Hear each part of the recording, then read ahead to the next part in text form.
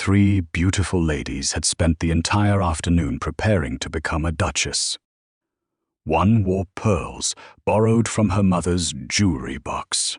Another had practiced her most charming smile in the mirror until her cheeks ached. The third had memorized every detail about the Duke's wealth, estates, and family name. They had been told the same thing all morning: make him notice you.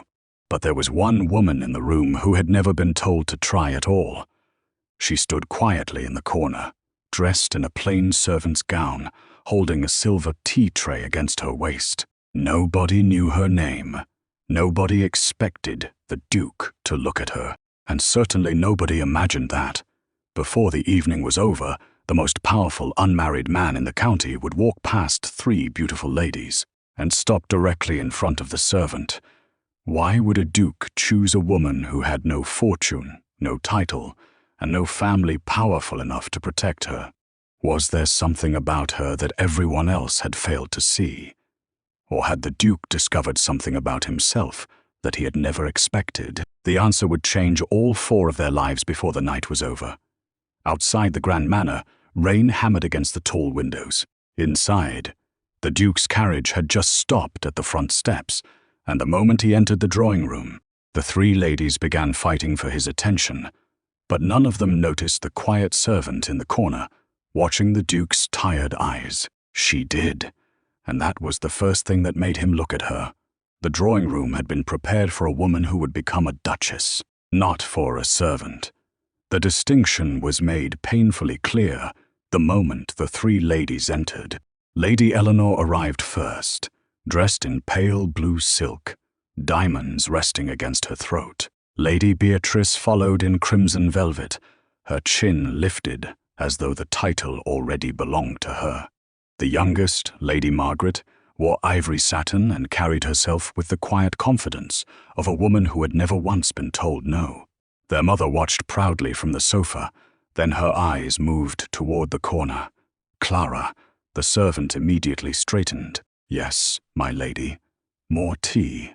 Clara lowered her head. "Yes, my lady." She crossed the room carrying the silver tray. As she passed the 3 ladies, Lady Beatrice glanced at her dress and gave a small laugh. Good heavens, did they run out of proper cloth? Lady Margaret covered her smile behind her fan. Eleanor looked Clara over from head to toe. Perhaps they thought the Duke might appreciate seeing how the household is maintained. The 3 women laughed softly. Clara stopped. For one brief second, her fingers tightened around the tray. She could have answered. She could have reminded them that she had been working in this house since she was 14, that she knew every corridor, every servant, every hidden staircase, and every room where the family had whispered things they never wanted outsiders to hear. But she said nothing. She simply continued walking. Why defend yourself to people who had already decided you were beneath them? That was what Clara had learned over the years. A servant was expected to be invisible, and Clara had become very good at it. She placed the tea beside Lady Eleanor. "Careful," Eleanor said sharply. Clara froze. "You nearly touched my sleeve." "I apologize, my lady." "See that you don't do it again." "Yes, my lady." Clara stepped back. Behind her, Lady Beatrice whispered loudly enough for everyone to hear. "I cannot imagine spending my life pouring tea for other women." Lady Margaret smiled. "Perhaps she has no ambition." Clara heard every word. So did the Duke.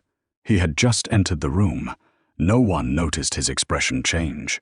The Duke of Ashbourne stood beneath the enormous doorway, still wearing his dark riding coat. Rain glistened across his shoulders, and his grey eyes moved slowly across the room. 3 beautiful ladies, 1 desperate mother, a nervous host, and a servant standing silently in the corner. The room suddenly became very quiet. Lady Eleanor rose first. She adjusted her necklace. Lady Beatrice smoothed her skirt. Lady Margaret lowered her eyes coyly. Each woman wanted the same thing, the Duke's attention, but the Duke wasn't looking at any of them. His eyes had settled on Clara. She was standing beside the fireplace, holding the empty silver tray against her waist. And unlike everyone else in the room, she wasn't trying to impress him. The Duke watched her for several seconds. Then he asked the question nobody expected. Why is she standing over there? Lady Eleanor's smile disappeared. Lady Beatrice glanced toward Clara. Lady Margaret's fan stopped moving. Their mother quickly stepped forward. Your Grace, she is merely a servant. The Duke's eyes remained on Clara. I can see that. A silence followed. Then his voice became colder. I asked why she is standing there. Clara lowered her eyes. For the first time that afternoon, the three beautiful ladies were no longer certain they were competing with one another. They were competing with the woman they had not considered a rival at all. The Duke did not answer immediately. He kept looking at Clara. She stood perfectly still beneath his gaze, her hands folded around the silver tray. She had learned long ago that when people of rank looked at servants, they usually weren't really seeing them. They were seeing a uniform, a pair of hands, someone who could be ordered to enter a room and disappear from it without leaving a trace. But the Duke was looking at her differently, as if he were trying to remember where he had seen her before. Come here, he said. Clara's eyes widened slightly. My lord, come here. The room seemed to hold its breath. Clara glanced toward the housekeeper. The older woman gave her a tiny nod. Slowly, Clara crossed the room. The Duke watched every step. When she stopped several feet from him, he noticed something no one else had bothered to notice. Her hands, they were red from cold water. There was a small scar across the knuckle of her right index finger, and beneath the sleeve of her servant's dress was another faint scar disappearing toward her wrist. The Duke's expression hardened. Where did you get those? Clara instinctively pulled her hands closer to herself. Work, your Grace. Work doesn't leave scars like that. Lady Eleanor gave a nervous laugh. Clara has always been clumsy. The Duke turned his head. Did I ask you, Lady Eleanor? The smile vanished from her face. Clara lowered her eyes. It was nothing, your Grace, nothing. The word bothered him more than it should have, because he had heard it before, years ago, on a battlefield. Men bleeding into the mud had whispered the same word when asked if they were hurt. Nothing, and every time it had meant the opposite. The Duke studied Clara again. What's your full name? Clara Vale. Something changed in his expression, barely, but Clara saw it. Vale?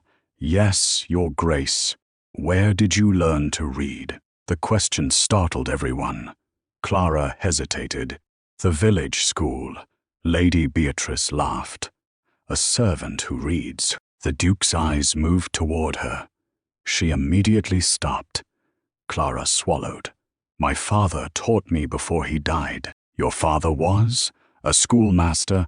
The Duke was silent. That explained the careful pronunciation, the way she listened, the way she never wasted words. But it did not explain the scars. Nor did it explain why, when the Duke had entered the room, Clara had looked at him with something dangerously close to recognition. He stepped closer.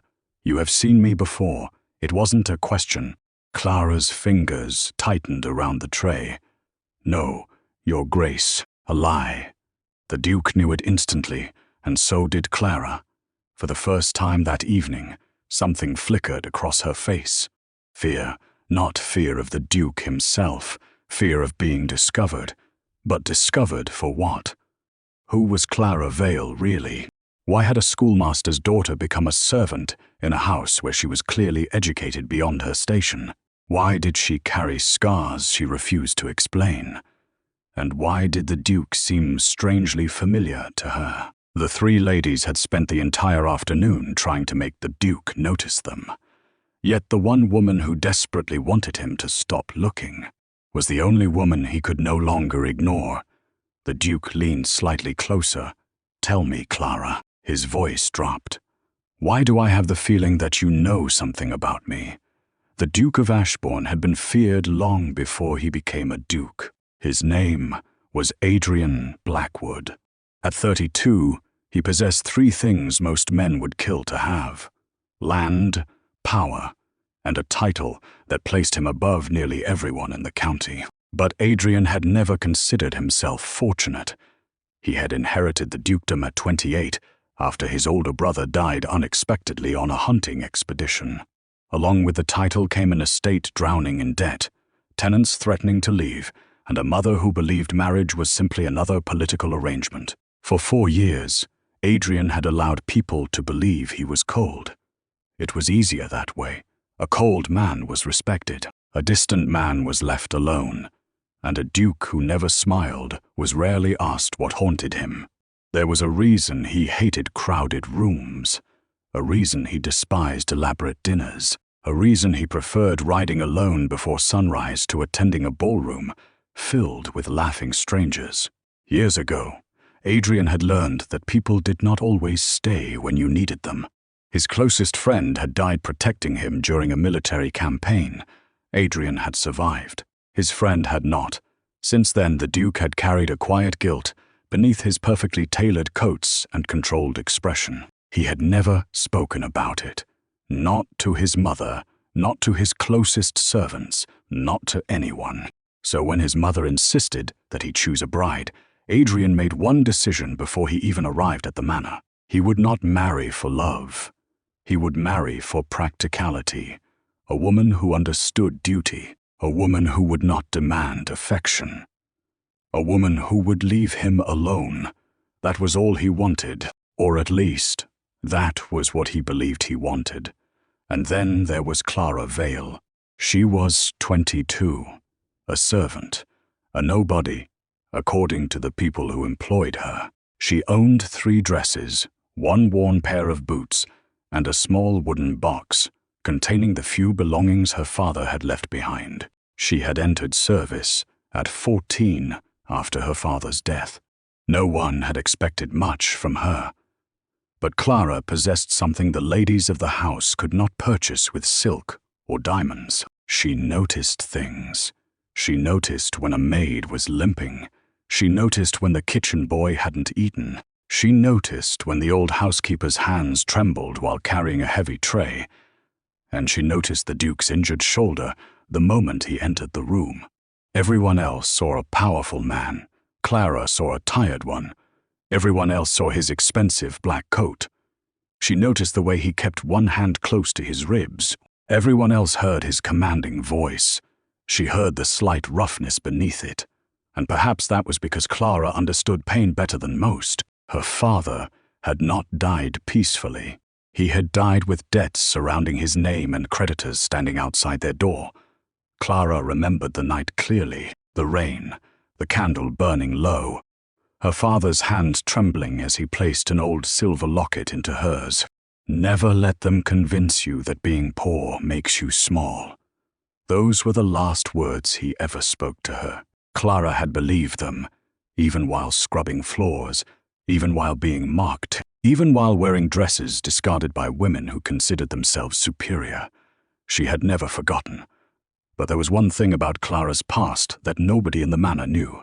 The night before her father died, a stranger had visited their cottage, a young soldier, a wounded man with a scar above his left eyebrow. Clara had never forgotten his face, and neither had he.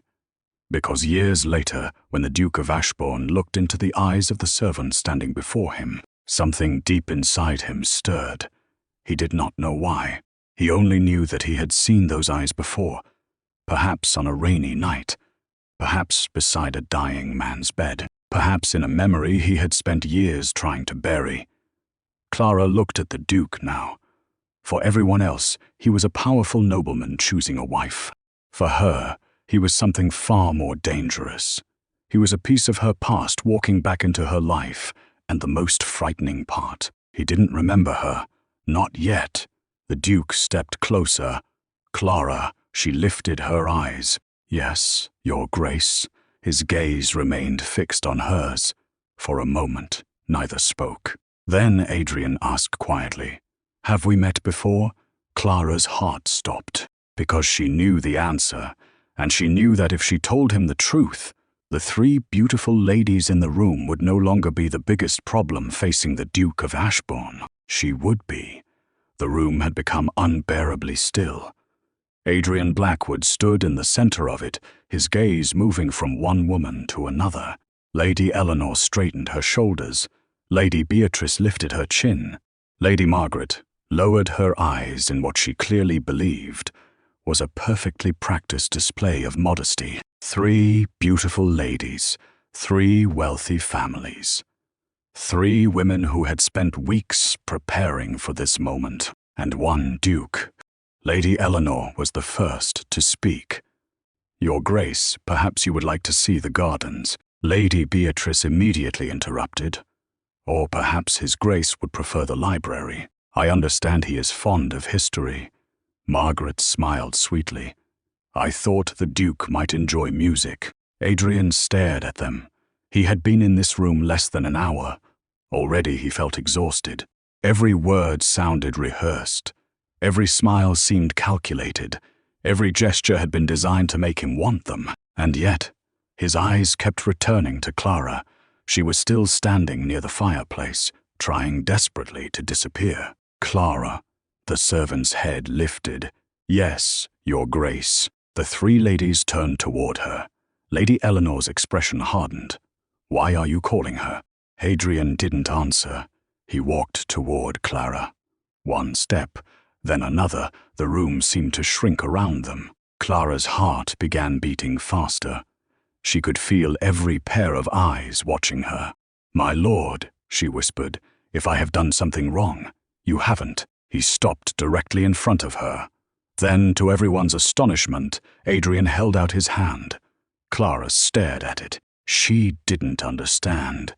Neither did anyone else. "Your Grace." "Give me your hand." A stunned silence followed. Clara slowly placed her hand in his. His fingers closed around hers. The contrast was almost absurd. His hand was large, scarred, and powerful. Hers was small, roughened by years of work, but Adrian didn't seem to notice the difference. Or perhaps he noticed it, and simply didn't care. Lady Beatrice stepped forward. "Your Grace, surely you cannot be serious." Adrian turned his head. "I am. But she is a servant." "I know. She has no title." "I know. She has no dowry." "I am aware." Lady Eleanor's face had gone pale. "Then why?" Adrian looked back at Clara. For the first time that evening, his expression softened. "Because she is the only woman in this room who hasn't spent the last hour trying to become someone I might marry." Clara's breath caught, Adrian continued. "She did not flatter me." He looked toward Eleanor. "She did not perform for me." Then Beatrice. "She did not try to prove how clever she was." Then Margaret. "She simply noticed that I was tired." His thumb moved, unconsciously, across Clara's knuckles. "And she gave me tea." A nervous laugh escaped Lady Margaret. "You cannot possibly choose a servant because she served you tea." Adrian's gaze became cold again. "No." He looked at Clara. "I am choosing her because she saw me when everyone else was looking at my title." Nobody spoke. Clara felt tears threatening her eyes, not because she had been chosen, but because, for the first time in her life, someone had looked at her and seemed to see more than her uniform. Adrian turned toward the head of the household. "Bring the marriage contract." The man's mouth fell open. "Your Grace, the contract. But surely you will wish to discuss the matter with Lady Eleanor's family." "I have discussed enough." He looked around the room. "My decision is made."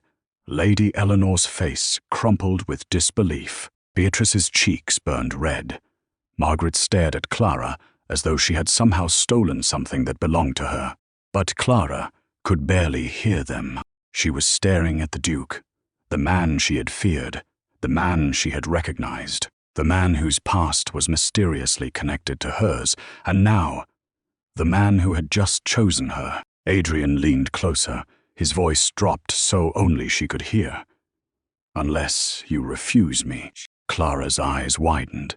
This was the question that mattered, not what the ladies wanted, not what her employers wanted, not what society expected. What did she want? She looked down at their joined hands, then back into his grey eyes, and for the first time in her life, Clara realized something terrifying. She had spent years obeying everyone else. Perhaps it was time to make one choice of her own. "Yes, Your Grace," she whispered. Adrian's expression changed. "Is that yes to the marriage?" A tiny smile appeared on Clara's lips. "Yes." The Duke released a slow breath. Then he turned toward the room.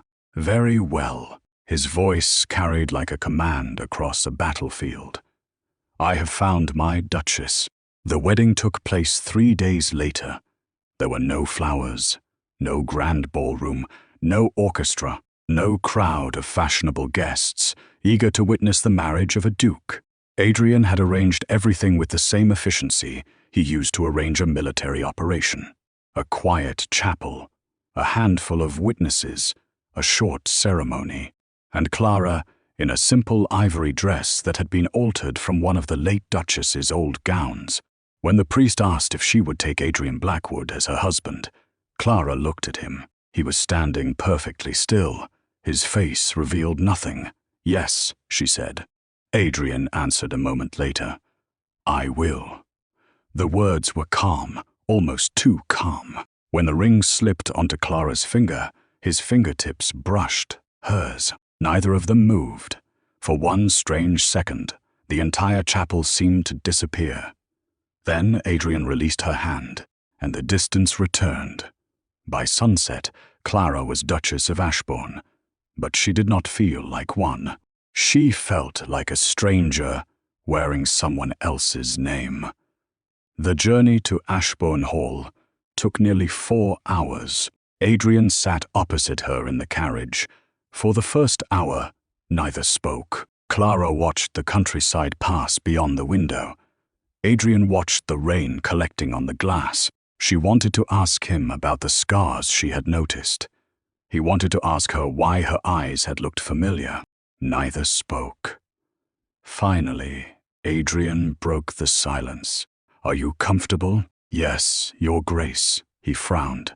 "Adrian." Clara looked at him. "What?" "When we are alone, you may call me Adrian." She hesitated. "Adrian." Something about hearing his name in her quiet voice unsettled him. He looked away. "You may also stop sitting so rigidly. I am comfortable. You have been sitting exactly like that for 2 hours. Clara glanced down at herself. "I didn't realize." A faint smile almost appeared at the corner of his mouth. "Almost. Of course you didn't." Silence returned. But it was different now. Not completely cold. Just unfamiliar. When they finally reached Ashbourne Hall, Clara understood why people called it the Duke's Fortress. The house was enormous. Grey stone. Tall windows. Dark corridors. Beautiful, but severe. Adrian led her through the entrance hall. "You will have the east wing." Clara stopped. "And you?" "My rooms are in the west," she nodded. "I understand." He studied her face. "You are not disappointed?" Clara shook her head. "No." The answer was so simple that he didn't know what to say. Most women would have complained. Most would have expected the privileges of a duchess immediately. Clara simply accepted the arrangement. Adrian turned away. "You will have whatever you require. Thank you." He walked several steps before stopping. Without turning around, he added, "Dinner is at 8. Then he disappeared down the corridor. Clara watched him go. She had married the most powerful man in the county, and somehow she had never felt more alone. The first weeks of their marriage settled into an unusual rhythm. Adrian left before sunrise. Clara rarely saw him before dinner. They ate together at opposite ends of a table far too large for 2 people. He discussed estate matters. She listened. She discussed household expenses. He listened. There was respect. There was courtesy. But there was no intimacy. Not yet. Still, small things began to change. Clara discovered that Adrian hated overly sweet tea, so she stopped serving it. She discovered that he preferred the fire low rather than roaring, so she instructed the servants accordingly. She discovered that he read the same book twice whenever he was troubled. She never mentioned it, Adrian noticed. He noticed that Clara always sat near the window. He noticed that she never wasted food. He noticed that she thanked servants by name, and he noticed something else. She never asked him for anything. One evening, Adrian returned from a particularly difficult meeting with the estate steward. He entered the dining room expecting the usual silence. Instead, he found Clara standing beside the fireplace. There was a cup waiting beside his chair. He stopped. No sugar. Clara shook her head. You don't like it. You remembered. She looked slightly confused. Of course. He sat down. He lifted the cup. The tea was exactly right. He took one sip, then another. Clara returned to her book. Neither spoke, but Adrian found himself strangely reluctant to leave the room. A week later, he came home with rain dripping from his coat. Clara looked up from the sofa. You're limping. His expression hardened. I always limp, more than usual. I am fine. She closed her book. You say that whenever you aren't. Adrian stared at her. Nobody spoke to him like that. Not even his closest friends had dared. You should not concern yourself with my leg. I am your wife. The words were quiet, but they stopped him. Clara looked down at her book again. I thought that meant I was allowed to notice. Something shifted inside him. It was small, almost imperceptible, but it was there. Adrian removed his wet coat. Perhaps you are. That night, for the first time since their wedding, he stayed at dinner after finishing his meal. They spoke about nothing important. The weather, the horses, a book Clara had been reading. Yet when Adrian finally returned to his study, he realized something that disturbed him. He had enjoyed himself, not because Clara had entertained him, not because she had tried to charm him, but because she had simply been there, quietly, naturally, without demanding anything. And perhaps that was the first danger, because Adrian Blackwood had married Clara Vale, believing she would remain a stranger. But every day, she was becoming a little less of one, and every day, he found himself wanting her a little closer. The first real change came with the estate accounts. It happened on a grey morning in late autumn. Adrian had been in his study since dawn, surrounded by ledgers. Ashbourne Hall was wealthy in appearance, but appearances, Adrian had learned, could be deceiving. The estate had been losing money for nearly 2 years. Rents were late. Several tenant farms were struggling. Suppliers had begun demanding payment in advance, and the estate steward had offered explanation after explanation without producing a single solution. Adrian rubbed his tired eyes. How much? The steward stood across from the desk. Almost £3,000. Your Grace. Adrian's jaw tightened. Since when? Since the previous quarter. That is impossible. The steward lowered his eyes. I assure you, Your Grace. A quiet knock interrupted him. Clara entered carrying a tray. She stopped when she saw the ledgers spread across the desk. I can come back later. Adrian looked up. No. She stepped inside. The steward glanced at her with mild irritation. This is estate business. Clara lowered her eyes. I apologize. She turned to leave. Then she stopped. Her gaze had fallen on one of the ledgers. Your Grace. Adrian looked at her. What? She hesitated. May I ask something? The steward almost laughed. Adrian did not. Ask. Clara pointed toward the ledger. Why is the West Mill listed as owing £600? The steward answered immediately. Because the mill has been unable to meet its payments. Clara looked at the page, then at him. But the mill's grain deliveries increased last quarter. The room went silent. The steward's face changed. Adrian leaned back. How do you know that? I saw the carts. Carts? Yes. Clara moved closer to the desk. Every morning before breakfast, 3 carts leave the West Mill. Sometimes 4. The steward frowned. That proves nothing. Clara turned another page. Perhaps not. She studied the numbers. But these accounts say the mill produced less grain than the previous year. Adrian's eyes narrowed. Clara continued quietly. That doesn't make sense. The steward shifted uncomfortably. Adrian noticed. He reached for another ledger. Show me. Clara pointed toward a column. This number? Adrian followed her finger. Transport expenses. Yes. She looked at the figures. They have nearly doubled. The steward cleared his throat. Fuel prices increased. Clara shook her head. Not enough to explain this. Adrian slowly stood. Leave us. The steward looked startled. Your Grace, I said leave. The man bowed and left. The door closed. Adrian looked at Clara. How long have you been noticing this? She looked almost embarrassed. I wasn't trying to interfere. That wasn't my question. Clara lowered her eyes. Since I arrived. Why didn't you tell me? I didn't think you wanted my opinion. Adrian stared at her. Then he looked back at the accounts. For nearly an hour, they went through the ledgers together. Clara remembered names, dates, deliveries, quantities. She knew which tenants had been unable to pay because of bad harvests, and which ones had simply disappeared from the estate records. She even remembered the exact month when the West Mill had hired 2 additional workers. Adrian listened, and slowly something became clear. Someone was stealing from him. Not a small amount. Thousands of pounds. And the person doing it had been hiding behind false transport, costs, and manipulated production reports. Adrian closed the ledger. You were right. Clara looked surprised. About the accounts. About everything.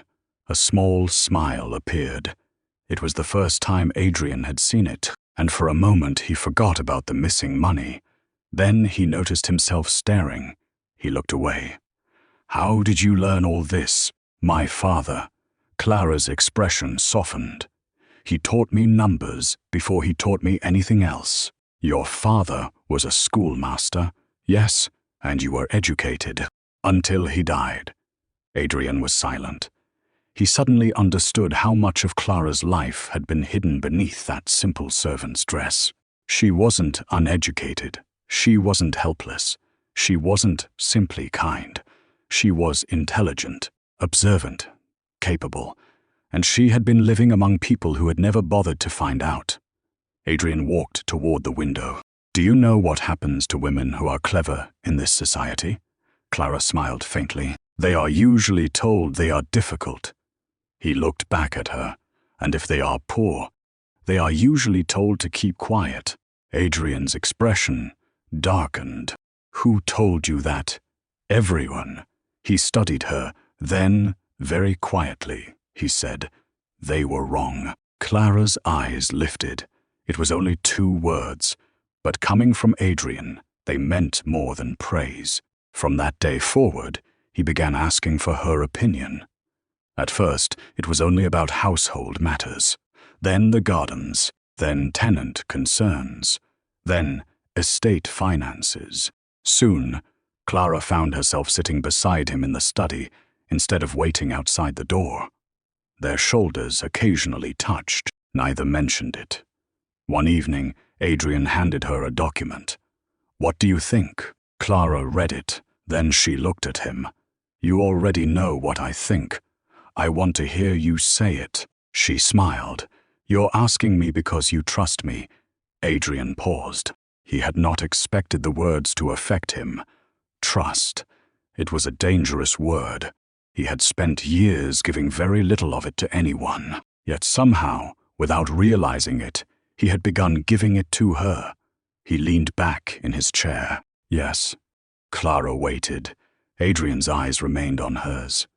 I trust you. For Clara, it was only a sentence. For Adrian, it was a confession he was not yet ready to understand. And neither of them noticed the housekeeper standing quietly outside the half-open door.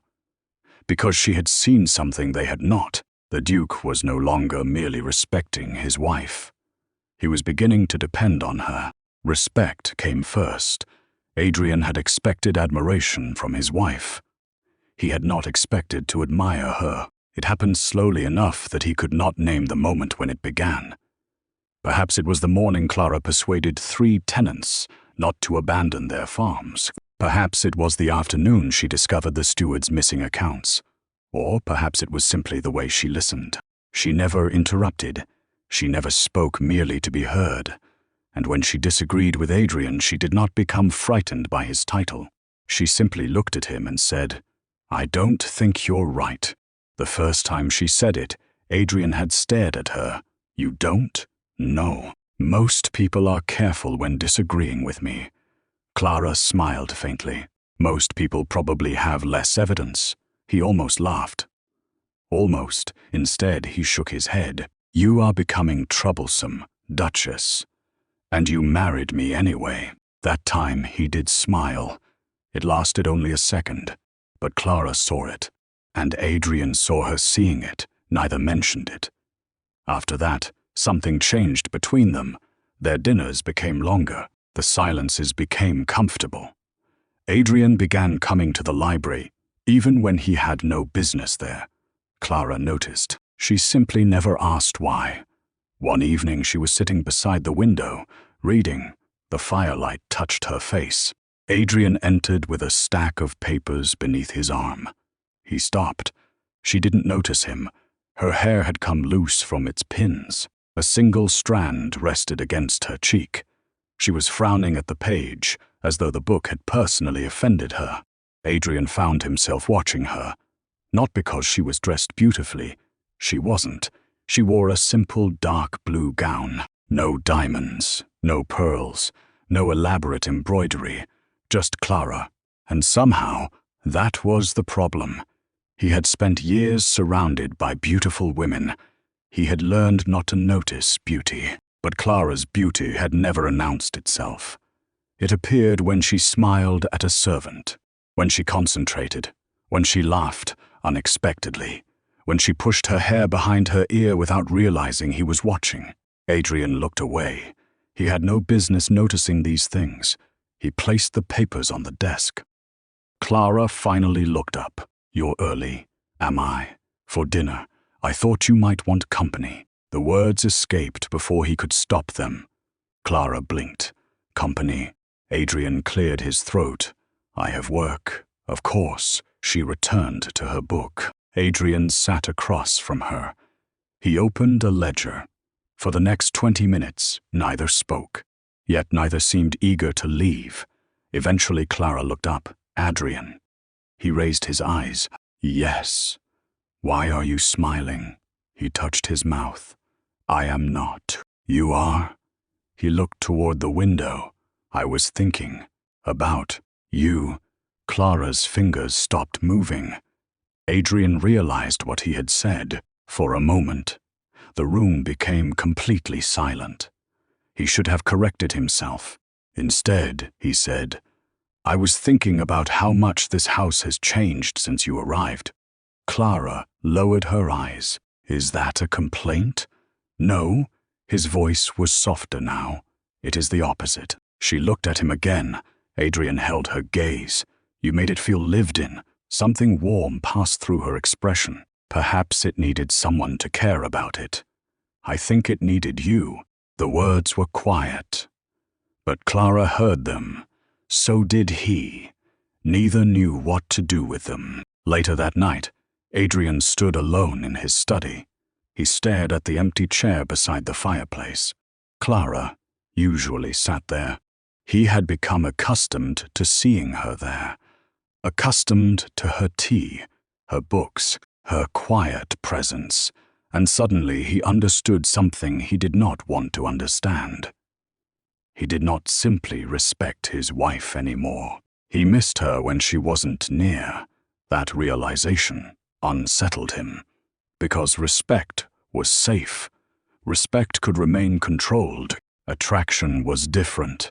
Attraction was dangerous. It made a man notice things he had no intention of noticing. Like the warmth of her hand when she passed him a document. The scent of lavender on her hair. The way her eyes softened whenever she looked at him. The tiny smile she tried to hide whenever he made her laugh. Adrian closed his eyes. He had spent years building walls around himself, and Clara had never tried to break them.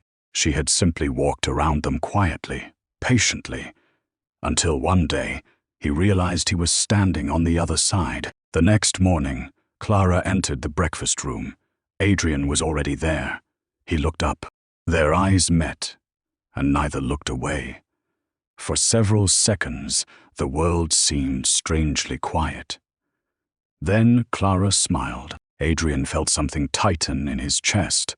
Not pain, not fear, something warmer, something far more dangerous. He finally understood why men wrote poems about women. Why soldiers carried letters in their pockets. Why powerful men had ruined kingdoms for a single smile. He had always believed love was weakness.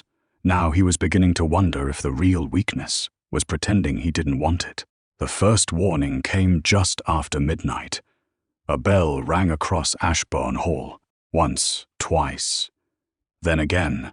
Clara woke instantly. For a moment she didn't know where she was. Then she heard shouting. Men running through the corridors. A horse screaming somewhere beyond the courtyard. She threw open her bedroom door. What happened? A footman nearly collided with her. Your Grace, his face was pale. The West Mill is on fire. Clara froze. The mill, he nodded. 3 workers were inside. She didn't wait for another word. She lifted her skirts and ran down the stairs. Outside, the night sky was glowing orange. Flames were rising above the trees. Smoke rolled across the estate. People were shouting. Buckets were being passed from hand to hand. And near the burning road stood Adrian. He was already dressed, already giving orders. Get the horses away from the eastern stable. Yes, Your Grace, wake the physician. Already sent for. Where is the steward? No one has seen him. Adrian's jaw tightened. Then he saw Clara. His expression changed immediately. What are you doing here? She hurried toward him. The workers, they're being brought out. How many? 2. Clara's eyes widened. 2. Adrian looked toward the flames. One is still inside. Before he could say anything else, Clara turned toward the mill. Adrian caught her wrist. No, she looked at him. You don't understand. I understand perfectly. My lord, you are not going in there. There may be someone trapped. There are men handling it. Clara pulled against his grip. Those men don't know the mill. I don't care. His voice was harsher than she had ever heard. You are staying here. Clara stared at him. Then she noticed something. The wind. It was blowing toward the old storage building, and the mill's western wall had begun to collapse. Adrian, he looked at her. The flower stores. What about them? If the fire reaches them, the entire western wing will explode. His face changed. Clara pointed toward the building. There are oil lamps stored beneath the floor. Adrian turned. Get everyone away from the mill. He shouted the order immediately. Men scattered. Clara grabbed his sleeve. There is another way inside. He looked at her sharply. Where? Through the old drainage passage. Absolutely not. I know where it leads. Clara, the trapped worker, may be there. Adrian's expression hardened. I said no. She stared at him. You're afraid. His eyes narrowed. Of course I'm afraid. The admission stopped her. Adrian stepped closer. I am afraid because you are standing beside a burning building. His voice dropped. And because I cannot lose you. Clara's heart slammed against her ribs. For 1 second, neither moved. Then a terrible sound came from inside the mill. A man's scream. Clara turned. Adrian released her wrist. "Stay here." She ran. He swore under his breath and followed. They reached the side entrance as smoke poured through the doorway. Clara. She covered her mouth with her sleeve. "This way." They entered. Heat surrounded them. The wooden beams groaned overhead. Adrian grabbed Clara's hand. "Do not let go." She nodded. Together they moved through the smoke. Then Clara heard something. A faint knocking. She stopped. Adrian. He listened. There. 3 knocks, then silence. Someone is alive. They followed the sound toward the storage room. A heavy beam had fallen across the doorway. Adrian tried to lift it. It didn't move. He tried again. Nothing. Clara looked around. There. A metal lever lay against the wall. If we use that. Adrian grabbed it. Together they pushed. The beam shifted. A narrow opening appeared. Adrian went first. Inside, a young worker lay beneath a collapsed section of the ceiling. "Can you move?" The man groaned. "My leg." Adrian looked at Clara. "Help me." They pulled the debris away.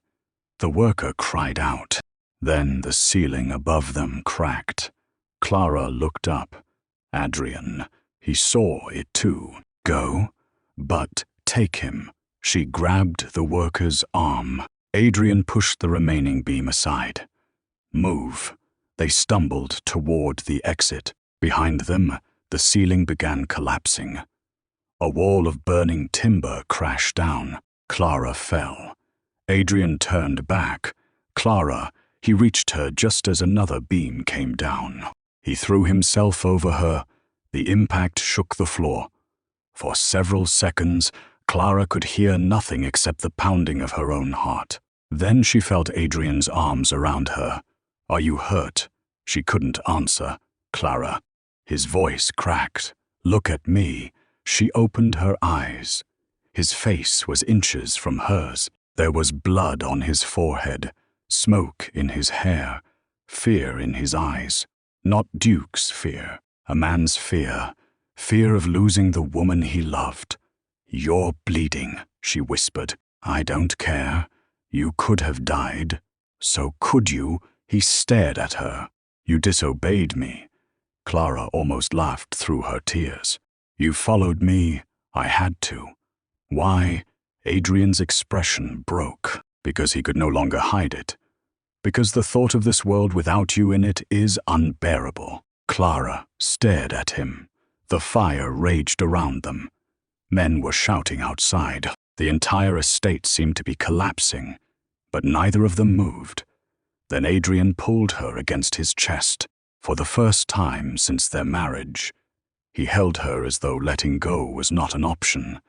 And Clara understood something terrifying. The crisis had not created his fear. It had only revealed it. Someone had set the mill on fire. Someone wanted Ashbourne ruined, and whoever had started the blaze had chosen the one night when the Duke was finally beginning to care about something more valuable than his estate. His wife. The fire was finally under control before dawn. But Adrian did not leave Clara's side. Not once. The physician had examined her twice and found nothing worse than a bruised shoulder and a cut along her palm. Adrian had not been satisfied. "Look again." The physician sighed. "Your Grace, I have already examined her." "Then examine her again." Clara looked at him. "Adrian." He turned toward her. "You're frightening the poor man." The physician wisely said nothing. Adrian's jaw tightened. "I thought I had lost you." The words came so quietly that Clara almost missed them. He looked away. For the first time since she had known him, Adrian seemed uncertain. Not angry, not commanding. Uncertain. Clara reached for his hand. He looked down. Her fingers slipped carefully between his. You didn't lose me." His hand closed around hers. I almost did. The physician eventually left them alone. Morning light began appearing through the windows. Clara noticed the blood on Adrian's sleeve. "You're hurt. It's nothing." She gave him a familiar look. "You say that whenever you aren't." Despite himself, Adrian smiled faintly. "Apparently you have learned all my bad habits, and you have learned mine. What bad habit do you have?" Clara looked at him. "Running toward danger when everyone tells me not to." He gave a quiet breath of laughter. "That one may be my fault." She carefully reached toward his forehead. He stiffened. There was a shallow cut just above his eyebrow. Clara touched it gently. Adrian didn't move. Her fingers were warm. Her touch was careful, and suddenly the room felt far too quiet. "You were protecting me," she whispered. "Yes. Why?" He looked directly into her eyes. "Because you're my wife." Clara's hand remained against his face. "Only because I'm your wife." Adrian's expression changed. There it was, the question he had been avoiding. He could have given her the safe answer, the respectable answer, the answer a duke was supposed to give. Instead, he told her the truth. "No." Clara's breath caught. Adrian lowered his eyes. "I don't know when it happened." "When what happened?" "When you stopped being simply my wife." His voice was rough. "You became the first person I look for when I enter a room." Clara said nothing. "You became the person whose opinion matters to me." He swallowed. "And tonight, when I thought that ceiling was going to fall on you." He stopped. His composure broke for a moment. "I was terrified." Clara's eyes filled with tears. Adrian looked away. "I have lost people before." His voice became quieter. "People I believed would always be there." He touched the scar near his eyebrow. "I told myself that if I never loved anyone again, I could never feel that kind of loss." Clara understood then. His coldness had never been cruelty. It had been armor. "You were protecting yourself," she whispered. "Yes, from love." His eyes returned to hers. "From losing it." Silence filled the room. Clara moved closer. She placed her hand against his chest. His heartbeat was fast. "You don't have to protect yourself from me." Adrian closed his eyes. For a moment, he simply stood there. Then he covered her hand with his. "I don't know how to do this." "Do what?" "Need someone." Clara smiled through her tears. "Then you don't have to know yet." He opened his eyes. She was closer now. Close enough that he could feel her breath. "You can simply need me." Adrian stared at her. The man who commanded armies. The man who controlled thousands of acres. The man who had frightened grown men with a single look was suddenly speechless. Clara gently touched his cheek.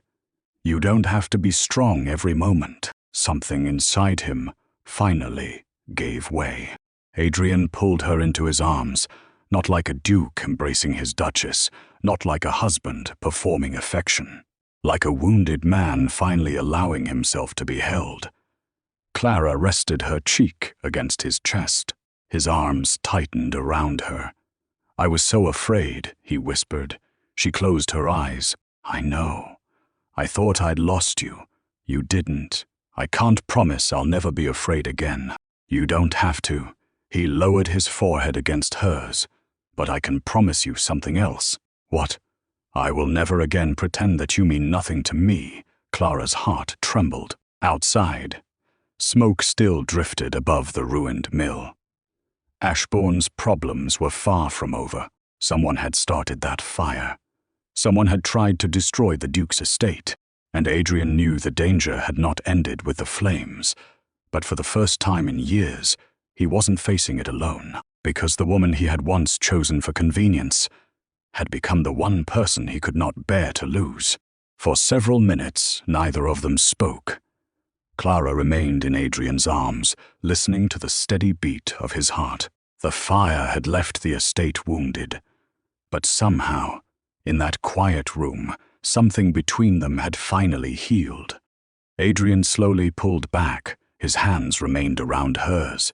"Clara," she looked up. "There is something I should have told you long ago." Her heart began to race. "What?" He took a breath. For once, the Duke of Ashbourne looked nervous. "I chose you because you were different." Clara smiled faintly. "I remember. I thought that was all it was." His thumb moved gently across her hand. "A practical decision. A woman who wouldn't demand anything from me." Clara's smile faded. "But then you changed everything." He looked into her eyes. "You walked into a house I had spent years keeping cold, and somehow you made it feel like a home." Clara's eyes filled with tears. "You trusted me when you had no reason to. You gave me peace. You challenged me. You saw things in me that I didn't want anyone to see." His voice became softer. "And when I thought I had lost you," he stopped. The memory of the burning mill passed through his eyes. "I realized there was no part of my life I wanted if you weren't in it." Clara's lips trembled. "Adrian, I love you." The words were simple. No grand speech. No carefully chosen poetry. Just the truth. The truth he had spent years avoiding. "I love you, Clara." She stared at him. The man who had once told himself that love was weakness had finally surrendered to it. Clara lifted her hand to his face. "I think I have loved you for longer than I was willing to admit." His eyes closed for a moment. "You do." She smiled through her tears. "Perhaps from the moment you looked at me as though I were more than a servant." Adrian let out a quiet breath. Then he leaned closer. But he stopped before touching her. His forehead rested against hers. "May I?" Clara's heart fluttered. She nodded. "Yes." Adrian kissed her. It was gentle at first, almost hesitant. Nothing like the commanding duke the world knew. It was the kiss of a man who had finally found something precious and was terrified of holding it too tightly. Clara's fingers curled into the front of his coat. The kiss deepened. Years of loneliness seemed to disappear in that single moment. When they finally parted, Adrian kept his forehead against hers. He smiled, a real smile. Warm, unrestrained. Clara laughed softly. "What? I've never seen you smile like that." "Neither have I." She laughed again. Adrian brushed a loose strand of hair away from her face. "You know something, what?" "I spent weeks believing I had chosen the quietest woman in the county." Clara raised an eyebrow, and his smile widened. "I was completely wrong." She pretended to look offended. "I am quiet." "No." He leaned closer. "You are dangerous." Clara laughed. "To a duke. To my heart." For the first time, neither of them tried to hide what they felt. There was no contract between them anymore. No arrangement. No duty. No expectation. Only two people who had started as strangers and somehow become home to one another. Outside, the first light of morning touched the ruined estate. Inside, Adrian held his wife close, and for the first time since inheriting his title, the Duke of Ashbourne no longer feared what tomorrow might bring, because whatever came next, he would face it with Clara beside him. Happily ever after, spring came quietly to Ashbourne. The snow disappeared from the gardens, the trees filled with green, and the windows of the great stone house were opened once again. For the first time in years, sunlight entered rooms that had once remained dark. But the greatest change could not be seen from outside. It was Adrian. The Duke who had once eaten alone now waited for his wife before dinner. The man who had once preferred silence now complained when Clara spent too long in the library. And the man who had once believed love was a weakness had become hopelessly protective of the woman who had taught him otherwise. The ruined mill was rebuilt. The stolen estate money was recovered. The corrupt steward was dismissed, and the tenants who had nearly lost their farms were given new agreements that allowed them to recover. But Clara never took credit for any of it. Whenever someone praised her, she simply smiled. We did it together. Adrian always corrected her. No, he would look at her with that quiet smile she had learned to recognize. You saw what everyone else missed. Clara's life had changed too. The servant who had once stood unnoticed in the corner now walked through Ashbourne Hall as its Duchess. But she never became arrogant. She still knew the servants by name, still visited the kitchens, still stopped to help an injured stable boy. And every morning, she still made Adrian's tea exactly the way he liked it. One morning, she entered his study carrying 2 cups. Adrian looked up from his papers. No sugar, of course not. And you remembered. Clara smiled. I always remember. He reached for her hand. And I always wondered how I survived before you. She laughed. Very badly, apparently. He pulled her gently toward him. That is probably true. She sat beside him. For a while they simply watched the morning sunlight spread across the desk. Then Clara noticed something. A small wooden box sat open beside Adrian's papers. What is that? He looked down. My old things. Inside was the silver locket Clara had once seen in her father's cottage. Her breath caught. You kept it. Adrian nodded. I found it years ago. Clara touched the locket carefully. You knew? I remembered your father. She looked at him. The night he visited our cottage. Adrian nodded. He was trying to protect someone from the men who were after him. Clara's eyes filled with tears. And you? I was the young soldier he trusted to carry a message. Everything suddenly made sense. The scars, the memory, the feeling that they had known each other before. Their lives had crossed long before either of them understood why. Adrian closed the box. Perhaps we were always going to find each other. Clara smiled. Even when I was standing in that corner, especially then. He kissed her forehead. I think the entire room was looking at 3 beautiful ladies. And you were looking at me. Yes. Why? Adrian smiled. Because you were the only one who wasn't trying to be seen. Clara leaned against him. And now, he wrapped his arms around her. Now I can't stop seeing you. Years passed. Ashbourne became known not only for its wealth, but for the kindness of its Duke and Duchess.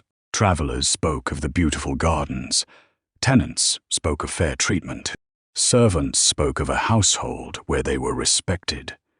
And those who knew Adrian best noticed the greatest difference of all. The Duke smiled, often, sometimes because Clara teased him, sometimes because she argued with him, sometimes simply because she walked into the room. One summer evening, they stood together beneath the old oak tree overlooking the estate. Clara rested her head against his shoulder. Do you ever regret choosing me? Adrian looked at her as though the question were impossible. Never, not even once, not even for a second. He took her hand. You were the best decision I ever made. Clara smiled. You mean the best decision you accidentally made? He laughed. Perhaps. Then he kissed her. The sun was setting behind Ashbourne Hall. The same house that had once felt cold and empty now glowed with warmth. And somewhere inside, 2 cups of tea waited on a small table beside the fireplace. Because some love stories begin with grand gestures. Others begin with a contract. But theirs had begun with something much smaller. A servant standing quietly in a corner, a duke who noticed her, and a simple cup of tea. Sometimes the person everyone overlooks is the person who changes your entire life. And perhaps that is what makes love so beautiful. You never know when the person standing quietly in the corner will become the person standing beside you for the rest of your life. If you were Clara, would you have accepted the Duke's hand after everything that happened? Tell me in the comments. And if this story touched your heart, don't forget to like the video, subscribe to Whispers of Love, and turn on notifications for more unforgettable stories of unexpected love, hidden hearts, and second chances. Until our next story, Remember that sometimes the greatest love is found where no one else thought to look. Emotional epilogue years later, Clara would sometimes stand at the same window where she had once watched the Duke arrive. She remembered that frightened young woman, the servant in the plain dress, the woman who believed she was meant to remain invisible, and she could hardly recognize herself anymore. Behind her, she would hear Adrian's footsteps. He never knocked anymore. He simply walked into the room, placed a cup of tea beside her, and stood quietly at her side. Still watching the road, he would ask. Clara would smile. Sometimes. What are you waiting for? She would turn toward him. Nothing. Because she had already found everything she had once believed she could never have. A home, a family, respect, and a man who had once been too afraid to love, but had eventually learned to love her without fear. Adrian would take her hand. The same hand he had once noticed because of its small scars. The same hand that had pulled a trapped man from a burning mill. The same hand that had poured his tea when everyone else was trying to win his heart. And every time he looked at her, he remembered the decision that had changed his life. 3 beautiful ladies had entered that room hoping to become his Duchess, but the woman standing quietly in the corner had been the only one who never asked to be chosen. And perhaps that was why he had chosen her, not because she was the most beautiful, not because she had the richest family, not because society expected it, but because she had looked at a lonely man and seen a person instead of a title. Years ago, Adrian had believed that a powerful man needed no one. Clara had taught him otherwise, and Clara had once believed that being overlooked meant being unimportant. Adrian had taught her something too. Sometimes the world fails to notice your worth, until the right person comes along and sees it immediately. Their love had not begun with fireworks.